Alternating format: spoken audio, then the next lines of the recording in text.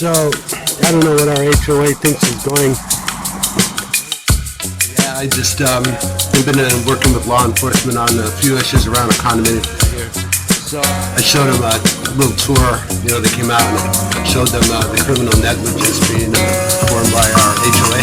It's branches that they're not trimming. I mean, it's a real hazard. And I'm taking it upon myself. And it's insane how much our HOA is committed so much to remove some of these hazards. I mean, they got hanging branches that are broken out of here. And he's like looking at people's faces while by our HOA is not about this. Court has systemic failure of allowing the HOA.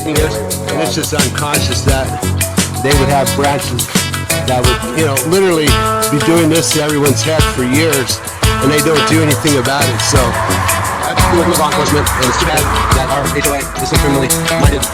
Yeah, we have a systemic failure in our whole system around here. It's so glaringly obvious, even when that's like the law enforcement. That's why they won't live in HOA. But I didn't know all this. The state doesn't regulate. We have a lot of courts that enable these criminally HOAs to do their thing. So anyway, yeah, I was like, some progress done with some of this. I cut some trees and stuff, other stuff they've been going into like chimney and stuff, right? Almost on purpose, they fire. This is how to drug your criminal negligence, foundation of the law stuff. Building in those foundations, right? They put these people in here.